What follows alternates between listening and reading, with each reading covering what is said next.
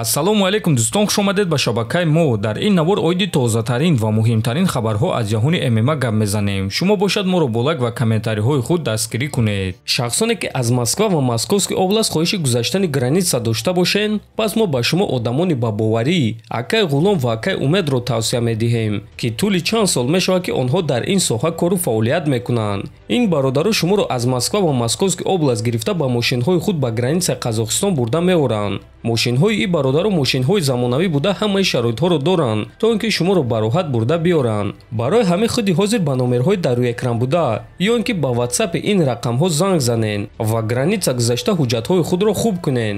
ва агар ки скидка гирифтан хоҳед, пас ҳатман аз номи канали мо Паҳлавон теҷа гап занед. роҳи сафед дӯстон.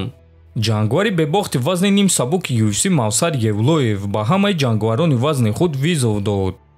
ман худро хуб ҳис карда истодам. ҳоло ҳам хабар оиди муҳорибаи навбатии худ интизорам, аммо ҳозирашда ягон хабар нест. шояд ки ҳафтаи оянда онҳо барои ман ягон кор мекунанд, чунки ман бояд то моҳи Рамазон муҳориба гузаронам.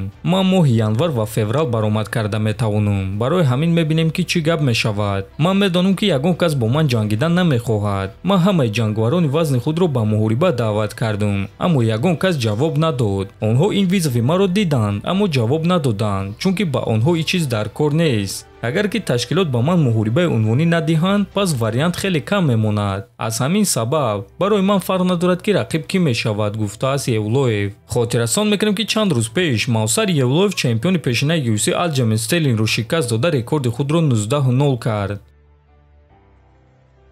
ҷангварони маъруфи тоҷик Нурулло Алиев ва Муҳаммад Наимов барои муҳорибаҳои худ омодаанд. шаби гузашта ташкилоти UFC муҳорибаи Нурулло Алиевро расман эълон карданд ва худи Алиев ин анонсро дар саҳифаи твиттери худ ба қайд гирифта навишт ки боз корро оғоз кардем. хотиррасон мекунем ки Нурулло Алиевро муҳориба зидди Янал Ашмоз интизор аст ва муҳорибаи онҳо аллакай рӯзи 12 январ баргузор мегардад ва аввалин турнири UFC дар соли 2025 мешавад. ана оиди Муҳаммад Наимов бошад, пас ӯ дар саҳифаи Instagram худ навишт ки иншаалло мо ба наздикӣ бармегардем. як орзу, як самт, навиштааст Наимов. бояд қайд кард ки Муҳаммад Наимов дар турнири UFC Fight Night дар Арабистони Саудӣ баромад мекунад, ки рақиби ӯ варзигар аз Австралия Каан Офли мешавад ва ин турнир рӯзи 1 феврал баргузор мегардад. мо ба Нурулло ва Муҳаммад омодагиҳои хуби беосеб ва ғалабаҳои дурахшон орзумандем.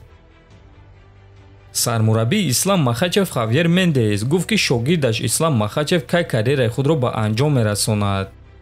бо эҳтимоли калон ӯ кори кардаи Ҳабибро мекунад ва дар синни 35-солагӣ карьераи худро ба анҷом мерасонад. бале, Ҳабиб ин корро дар синни 32-солагиаш кард, аммо ман фикр мекунам ки 35 ин синни соли анҷоми карьера барои ин шахсон аст. онҳо ин чизро дар сари худ нигоҳ медоранд ки 35 ин нуқтаи охирон аст. шояд ки ягон каси онҳо дар ин синну сол боз баромад кунад. лекин Ислам молӣ таъмин аст ва ӯ пулҳои худро хуб истифода бурда сарфа мекунад. барои ҳамин ӯ дар синни 35-солагӣ карьераи худро ба анҷом мерасонад, гуфтааст Мендес. бояд гуфт ки айни замон Ислам Махачев 33 сола аст ва аллакай рӯзи 19 январ дар турнири UFC 311 ӯро муҳориба зидди Арманд Сарукян интизор аст ва агар ки Махачев ғолиб шуда тавонад, пас дар вазни сабук якчанд рекордҳои нав мегузорад, ки яке аз ин рекордҳо ҳимояи камарбанд дар вазни сабук аст. ба фикри шумо дӯстон, Махачев Сарукянро манъ карда метавонад ё ин ки Арманд чемпиони нав мешавад? метавонед фикрҳои худро нависед. ҳатман дар YouTube канали мо обуна шавед. то боздид. хонобуду сарбаланд бошед.